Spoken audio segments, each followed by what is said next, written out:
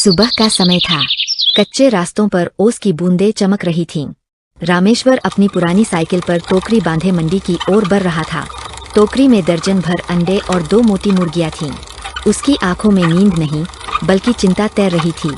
रास्ते में पड़ोसी रघु मिल गया। अरे रामेश्वर भाई, रोज साइकिल घसीटते हो। मुर्गी का धंधा मजे का है या मुसीबत का? मजा कहाँ है रघु, मुर्गियों को दाना, पानी, दवाई सब कुछ दिन रात देखना पड़ता है।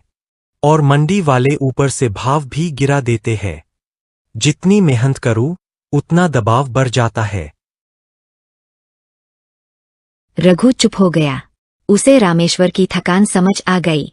भीड़ भाड़ से भरी मंडी, शोर शराबा और दुकानदारों की जोर जोर से लगाई जा रही बोलियां। रामेश्वर अपनी साइकिल किनारे खड़ी करता है और मुर्गियां नीचे उतारकर हरिराम व्यापारी के पास जाता है।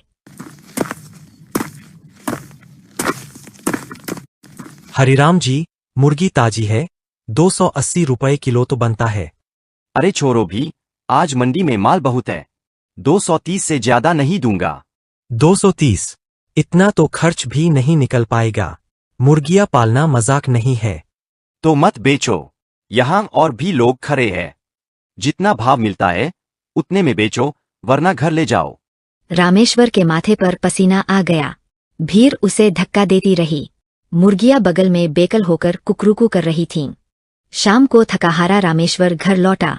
पत्नी सीता चौके में चूल्हा जलाते हुए बोली, क्या हुआ, दाम अच्छे मिले? कहा, व्यापारी सब दबाते हैं। बोलते हैं ले जाओ वापस। सोच रहा हूं मुर्गी पालन छोड़ ही दूं। नहीं रामेश्वर, हार मानने से पेट नहीं भरेगा। क्यों न हम गांव के हाट बाजार में अपनी दुकान लगा ले। लोग सीधे हमसे खरीदेंगे, भाव भी हम तय करेंगे, दबाव भी कम होगा। रामेश्वर उसकी बात सुनकर चुप हो गया। कुछ पल बाद उसकी आंखों में हल्की चमक दिखी। शायद यही सही रास्ता है, अपने पैरों पर खड़े होने का। उस रात रामेश्वर देर तक छत पर बैठा रहा। आसमान में टिमटिमाते तारे और दिमाग में हजारों सवाल। लेकिन एक बात तय हो गई थी, अब वो किसी व्यापारी के रहमो करम पर नहीं जिएगा।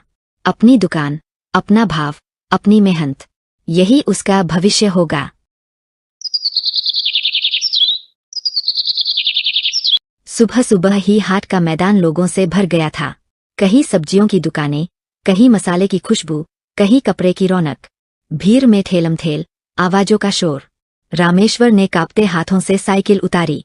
उस पर बंधी टोकरी में दर्जन भर अंडे और 5 मोटी मुर्गियां थीं। पत्नी सीता साथ आई थी। डरो मत रामेश्वर, जैसे मंडी में खड़े रहते हो वैसे ही यहाँ भी खड़े रहो। लोग आएंगे तो खुद देखेंगे कि माल अच्छा है। रामेश्वर ने एक पुरानी बोरी जमीन पर बिछाई और मुर्गियों को बांधकर सामने रखा। ऊपर से आवाज लगाई, ताजी मुर्गी, देसी अंडा, आ जाइए। पहले फल कोई रुकता नहीं। दिल जोर जोर से धड़क रहा था। मन में डर था, अगर आज नहीं बिका तो घर कैसे चलेगा। तभी गांव का हरिराम काका आए। अरे रामेश्वर, मंडी छोड़कर यहाँ दुकान खोल ली, चलो 1 किलो मुर्गी दे दो। रामेश्वर के चेहरे पर हल्की मुस्कान आई। उसने सावधानी से मुर्गी तोल कर दी। फिर एक और औरत आई, फूलवती। रामेश्वर भाई, अंडे कितने के लगाए हैं? देसी है बहन जी, 7 रुपए का एक। अगर दर्जन लो तो 80 में दूंगा। फूलवती ने दर्जन भर अंडे ले लिए। पास खड़े 2-3 और लोग भी ठहर गए। भीड़ धीरे धीरे बढ़ने लगी। रामेश्वर, तेरी मुर्गियां तो देखो, चमकदार पंख, तगड़ा शरीर। मंडी वाली तो आधी मरीमरी सी रहती है। चलो 2 किलो मुझे भी तौल दो। रामेश्वर का आत्मविश्वास लौट आया। आवाज ऊंची और मजबूत हो गई।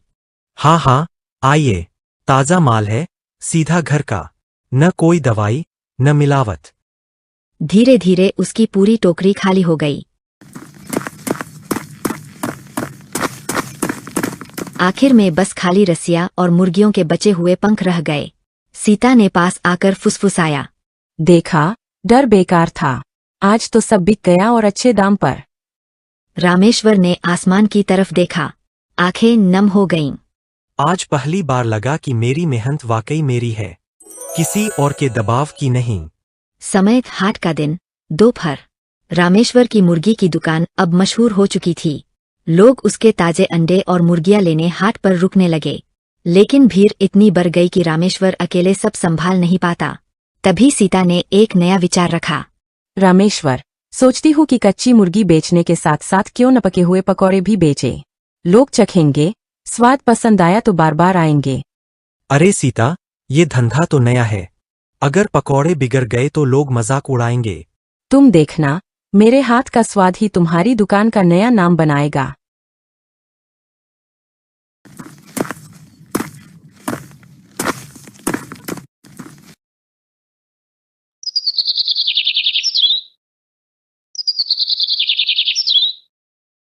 अगले रविवार रामेश्वर ने दुकान सजाई। बगल में सीता ने छोटा सा तंदूर और कढ़ाई रखी। तेल में उबलती आवाजें, मसालों की खुशबू हवा में फैल गई। अरे, आज तो रामेश्वर काका की दुकान से भूख की खुशबू आ रही है। काका, एक पकौड़ा खिलाओ ना। अरे भूखर, पहले पैसे निकालो, ये मुफ्त का चखना नहीं है। गुड्डू ने 2 रुपए दिए और गरम गरम पकौड़ा मुंह में डालते ही कूद पड़ा। वाह, ये तो लाजवाब है। अरे सब लोग आओ, सीता काकी के पकौड़े खाओ। भीड़ जुटने लगी। रामेश्वर भैया, मुर्गी का मांस तो हम घर ले जाते ही है, लेकिन ये गरम पकौड़े तो अभी चाहिए। आधा किलो बना दो। हाँ भाई, स्कूल से लौटते वक्त यही सबसे अच्छा नाश्ता है। चाय और पकौड़े, क्या बात है। रामेश्वर हक्का बक्का सब देख रहा था। जहां पहले लोग उससे मोलभाव करते थे, आज बिना कुछ बोले सीता के पकौड़े झट से खरीद रहे थे।